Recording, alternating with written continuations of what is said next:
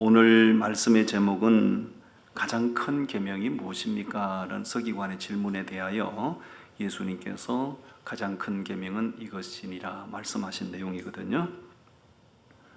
우리가 주변의 사람들 중에 보면 아주 착한 사람, 선한 사람, 정직한 사람, 그렇게 살아가는 사람을 보고 대개 하는 말이 있어요. 법 없이도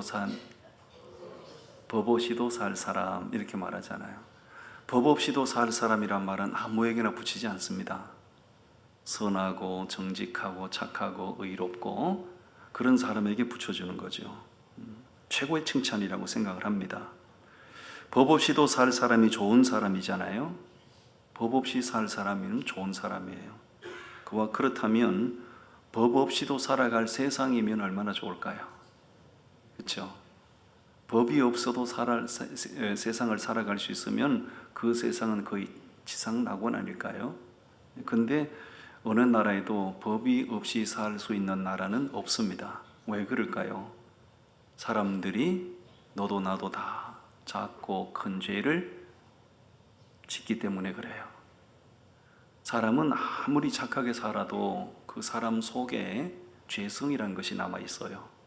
그 죄성이 늘 우리를 죄짓게 만들고 그렇게 불의한 삶으로 치우치게 만드는 거예요. 유대인들은 율법에 살고 율법에 죽는 민족이라고 해도 과언이 아닙니다. 온통 그들의 정신세계를 지배하고 있는 것이 뭐예요? 온통 뭐예요? 율법입니다. 율법.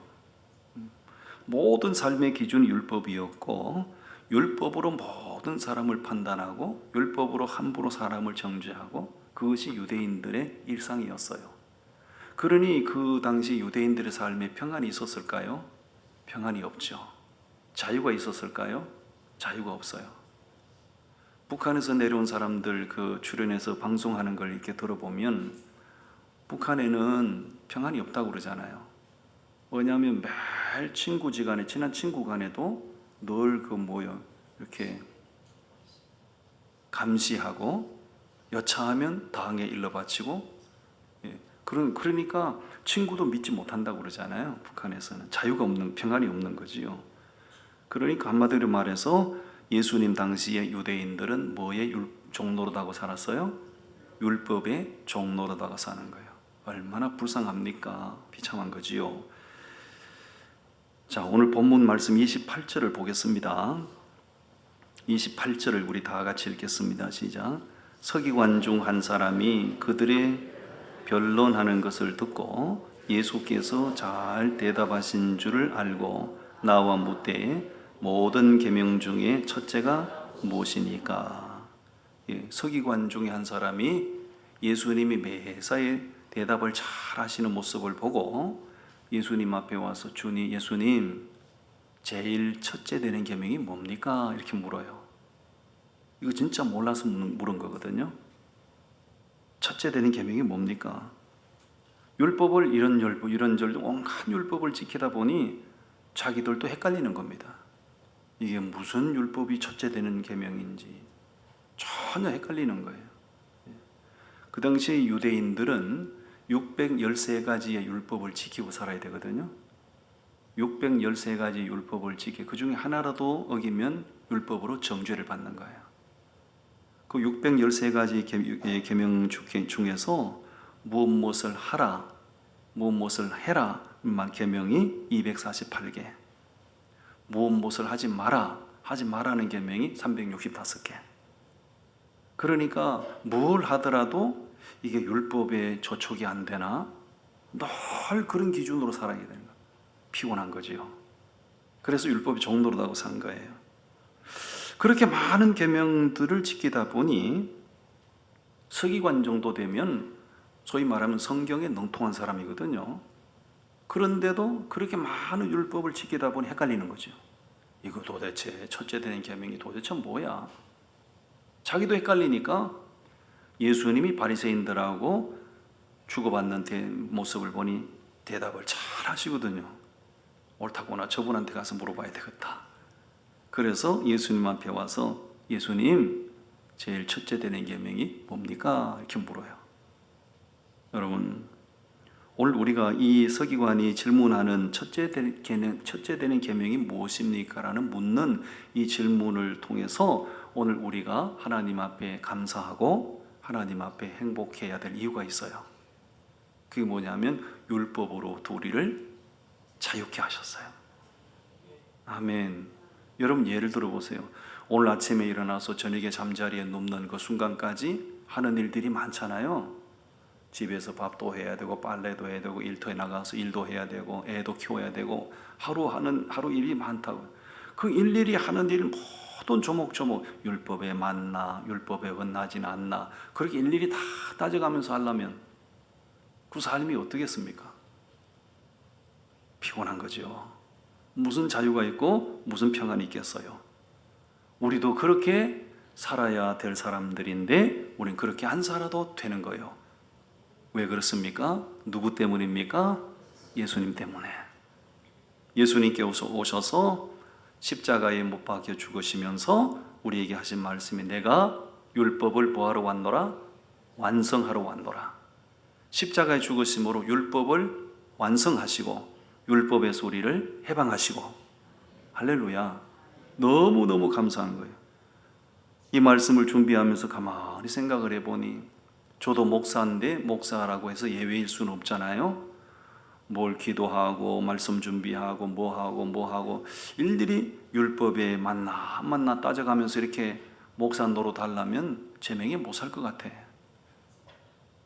그렇게 안 해도 되는 이 자유를 누가 주신 거죠? 예수님이 주신 거예요. 그래서 예수 안에 있는 사람이 복 있는 사람들이에요. 할렐루야. 누구든지 예수 그리스도 안에 있으면 율법으로는 정죄할 수가 있다 없다? 없습니다. 왜 그렇습니까? 예수님께서 십자가로 우리 율법에서 해방하셨거든요. 아멘. 사도 바울이 그 부분을 강조한 부분이 있거든요. 로마서 8장 말씀을 한번 보세요. 로마서 8장 말씀.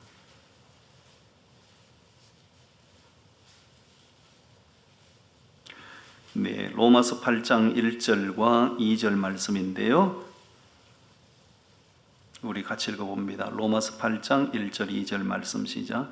그러므로 이제 그리스도 예수 안에 있는 자에게는 결코 정죄함이 없나니 이는 그리스도 예수 안에 있는 생명의 성령의 법이 죄와 사망의 법에서 너를 해방하였음이라. 아멘. 그리스도 예수 안에 있는 사람에게는 누구도 정죄할 수가 없어요. 율법으로 그 사람을 정죄할 수 없다고요. 왜냐하면 예수님께서 우리를 그 율법에서 뭐 했어요? 해방하셨어요. 자유케 하셨어요. 아멘. 아멘. 너무너무 감사한 거예요. 여러분, 예수님이 십자가를 통하여 우리를 율법에서 자유케 하셨는데 누가 감히 우리를 정죄합니까? 여러분, 사단 마귀가 하는 일이 있거든요. 사단 마귀가 하는 역할이 있거든요. 그게 뭐냐면 우리가 뭘 잘못하잖아요. 무슨 죄를 짓잖아요. 양심에 가책되는 일을 하잖아요. 사단이 참소합니다. 너 예수 믿는데 그런 일을 해도 되니? 너 교회 다닌다면서 그런 짓을 해도 돼? 막 참소하는 거예요. 정죄하는 거예요. 까불지 말라고 그래. 왜? 그거는 주님 앞에 안 맥히는 거예요. 왜? 예수님 우리를 율법의 정죄에서 우리를 자유케 하셨기 때문에. 근데 사단이 계속 그렇게 정죄하는 거예요. 사단이 그러든 말든 우리는 그렇다고 죄 지어도 된다는 얘기가 아니에요. 죄를 짓더라도 우리는 정죄감에 빠질 필요가 없어요. 그냥 하나님 앞에 회개하면 되는 거예요. 사단이 참소하고 사단이 정죄해도요, 예수 이름으로 그냥 대적하고 물리치면 되는 거예요. 아멘. 우리가 정말 하나님 앞에 감사한 것 중에 하나가 장차 지옥의 형벌을 면하게 해주신 거, 그건 너무너무 감사하잖아요.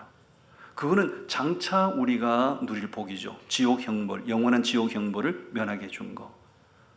그건 죽음 이후에 누리는 복이라고요. 이 땅에 살아있는 동안에 우리가 누리는 복이 뭐예요? 율법의 정죄에서 해방해 주신 거예요. 아멘. 율법의 정죄를 받고 산다면 그 삶이 생지옥일 거예요. 그 삶이 괴로울 거예요. 매사에 스트레스가 될 거예요. 우리를 율법의 정죄에서 해방해 주셨기 때문에 우리는 프리덤 인생, 자유 인생입니다. 할렐루야. 아멘. 서기관인데도 너무나 많은 율법을 지키니까 도대체 이게 첫째 되는 계명이 뭔지 헷갈려 가지고요. 예수님 앞에 와서 그런 질문하는 걸 보면서 우리는 그런 질문할 필요도 없고 율법의 정죄에 빠질 필요도 없고 율법에서 우리는 자유 인생입니다. 할렐루야. 너무 감사하죠. 자, 그 질문을 받으시고 예수님이 대답을 하시는데 29절부터 31절이잖아요. 29절부터 읽어봅니다. 시작. 예수께서 대답하시되 첫째는 이것이니 이스라엘아 들어라. 주 곧 우리 하나님은 유일한 주시라. 네 마음을 다하고 목숨을 다하고 뜻을 다하고 힘을 다하여 주 너희 하나님을 사랑하라 하신 것이요. 둘째는 이것이니 네 이웃을 네 자신과 같이 사랑하라 하신 것이라. 이보다 더 큰 계명이 없느니라. 아멘. 그 질문을 받으시고 예수님께서 첫째 계명은 이거라, 둘째 계명은 이거라 하고 말씀하셨어요. 첫째 계명은 뭐라고 말씀하시죠? 30절에서 주 너희 하나님을 사랑하라 하는 것이고, 둘째 계명은 뭐라고요? 이웃을 네 몸과 같이 사랑하라 하는 거예요. 이걸 또 조금 더 정리하면 첫째 계명, 둘째 계명은 하나님 사랑하고 이웃을 사랑하는 거. 그걸 요약하고 함축하면 뭐가 되는 거죠? 계명의 핵심은 뭐죠? 사랑이죠. 사랑. 예수님께서 말씀하신 이 계명은 모세를 통하여 주신 십계명과 같은 겁니까? 전혀 다른 겁니까? 하나님 모세를 통하여 십계명 주셨잖아요. 첫째는 무엇이라 둘째는 무엇이라 십계명 주셨다고요. 모세를 통하여 주신 십계명과 예수님이 요약해서 주신 이 계명은 완전 다른 건가요? 사실상 같은 건가요? 사실상 같은 거지요. 모세를 통하여 주신 십계명은 나열해서 주신 거고, 예수님이 주신 이 계명은 요약해서 주신 거고, 모세를 통하여 주신 십계명은 문자적으로 풀어 주신 거고, 예수님이 주신 이 계명은 의미와 정신을 풀어 주신 거죠. 왜냐하면 1계명부터 4계명까지는 우상 만들지 마라, 우상 숭배하지 마라. 1계명부터 4계명까지는 하나님 관계잖아요. 그걸 요약하면 하나님 사랑하라는 거거든요. 5계명은 내 부모를 공경하라는 것부터 도둑질하지 마라, 간음하지 마라, 살인하지 마라. 그건 이웃 관계잖아요. 그걸 요약하면 이웃 사랑하라는 거예요. 이웃 사랑하는 사람이 도둑질할 수 있습니까? 이웃 사랑하는 사람이 간음할 수 있습니까? 이웃 사랑하는 사람이 살인할 수 있어요? 그러니까 모세를 통하여 주신 그 십계명은 하나님 사랑, 이웃 사랑. 예수님이 주신 이 계명과 사실상 같은 거라고요. 예수님이 정리해서 말씀해 주신 거예요. 그런데 유대인들이 그토록 율법을 지키면서도 잘못된 게 뭐예요? 율법은 그 문자 하나하나가 중요한 것이 아니라 율법 속에 담겨 있는 의미와 정신이 중요한 거예요. 그러니까 유대인들이 그 당시에 율법을 문자적으로 지키고 문자적으로 적용하려고 얼마나 난리를 쳤습니까? 그러면서도 그 율법 속에 담겨 있는 정신을 몰랐고 참된 의미를 몰랐던 거예요. 그러니까 하나님 앞에 번제를 드리면서도 정작 그들 마음속에 하나님 사랑한 마음이 없는 거예요. 이웃 사랑하는 마음 없는 건 마찬가지예요. 이웃 사랑하는 마음이 있으면 율법으로 정죄하겠어요? 그러니까 유대인들이 율법을 지키는 건 잘 지키는 것처럼 착각했지만은 엉터리로 율법 지킨 거지. 그 예수님께서 이걸 한마디로 딱 정리해서 짚어주신 거예요. 첫째 계명은 하나님 사랑하는 거고, 둘째 계명은 이웃을 사랑하는 거다. 아멘. 율법을 지키면서 그 율법으로 사람들을 정죄하는 길을 밥 먹듯이 했잖아요. 그렇죠? 예수님 당시에 가장 율법을 정통적으로 잘 지킨다는 사람들이 바리새파 사람들이잖아요. 바리새파 사람들은 율법을 우리만큼 잘 지킨 사람 없다고 장담했잖아요. 근데 그 바리새파 사람들이 잘하는 특기가 뭐였어요? 늘 사람 정죄하는 거예요. 아니 율법을 잘 지킨다면 사람을 밥 먹듯이 정죄를 해요. 율법의 참 정신이 뭔데요? 이웃을 내 몸과 같이 사랑하라는 거예요.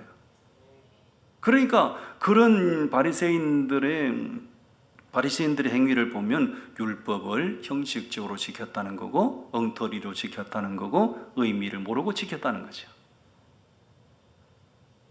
우리가 진리에 속한 자인데, 우리가 진리에 속한 자이들인데, 내가 진리에 속한 자인 것을 드러내는 증거가 있어야 되거든요. 우리 말씀 한번 찾아보세요. 요한일서 3장 말씀, 요한일서 3장 말씀 보세요.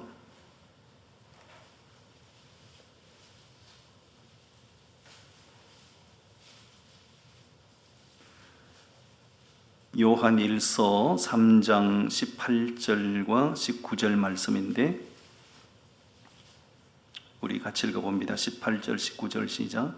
자녀들아, 우리가 말과 혀로만 사랑하지 말고 행함과 진실함으로 하자. 이로써 우리가 진리에 속한 줄을 알고 또 우리 마음을 주 앞에 굳세게 하리니. 아멘.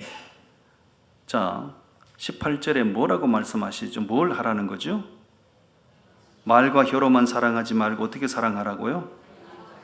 행함과 진실함을. 가짜 사랑하지 말고 진짜 사랑해라, 그 얘기잖아요.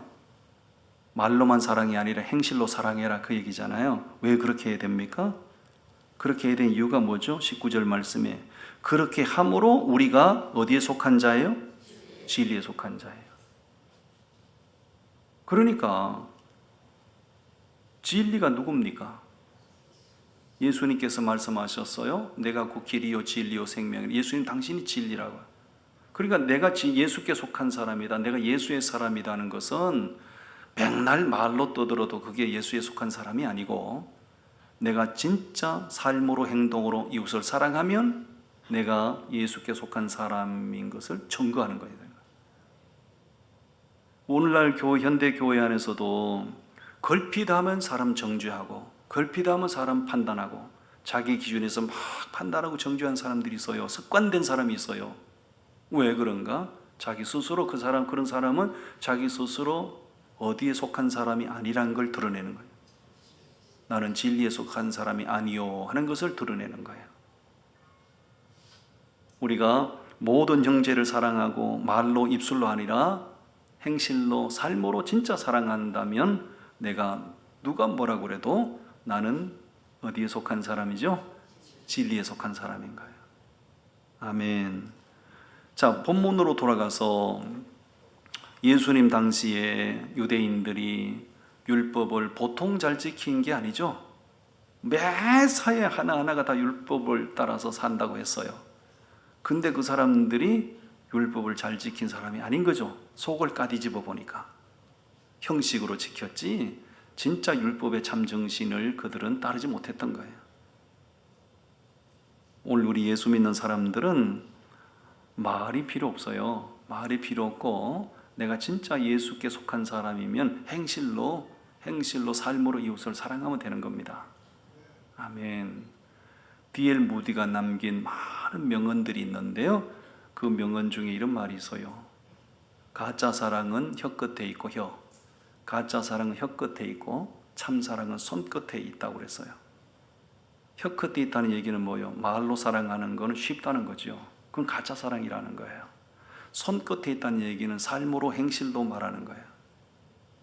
진짜 내가 말로 입술로만 사랑하는 건 누구나 다 할 수 있는 거예요. 그건 가짜 사랑이라는 거예요. 근데 삶으로 행실로 사랑하면 그건 진짜 사랑이라는 거예요. 아멘. 자, 옆 사람 보고 격려합니다. 혀 끝으로 말고 손 끝으로.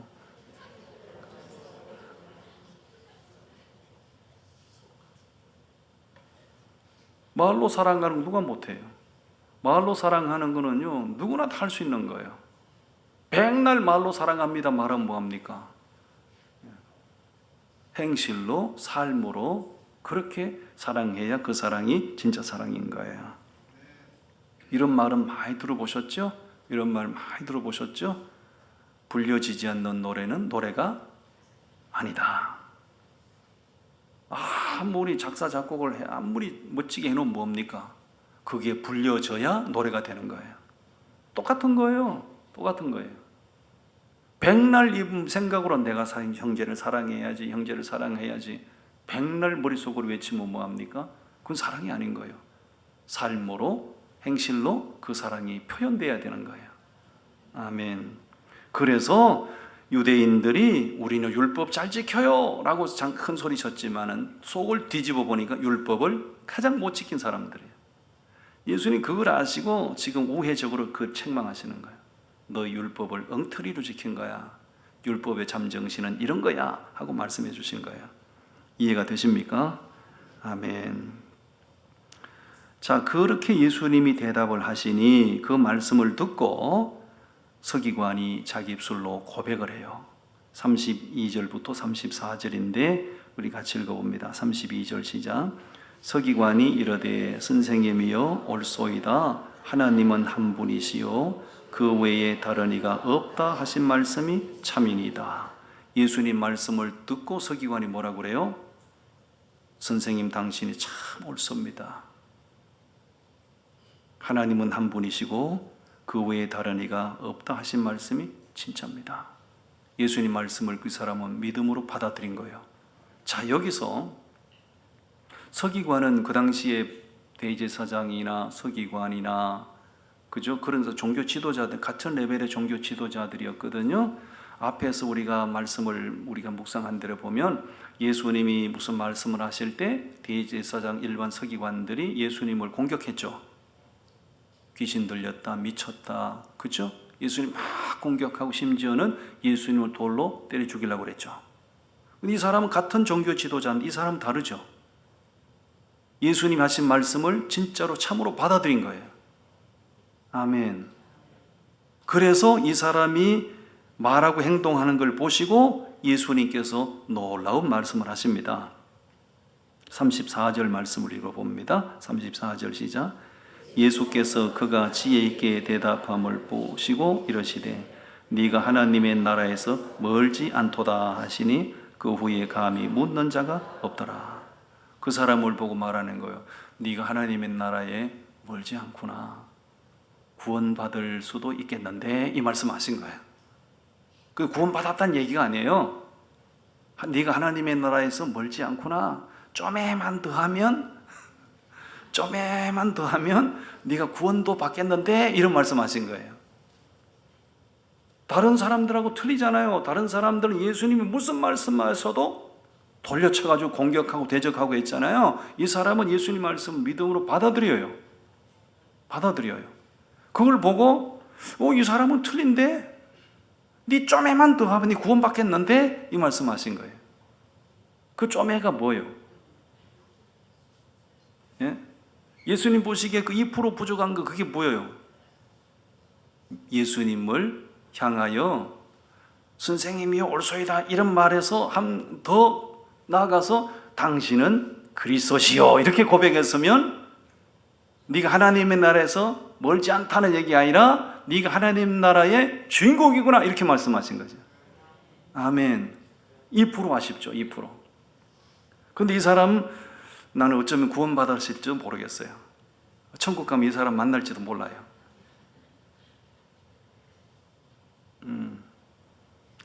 여러분, 예수님께서 그에게 하신 말씀이 대단히 다행스럽기도 하고 한편으로 생각하면 너무 아쉽기도 하고 예수님 앞에 헷갈려서 달려나와서 물었는데 예수님 하신 말씀을 듣고 다른 사람들처럼 배척하거나 대적하지 않고 그걸 믿음으로 받아들였어요.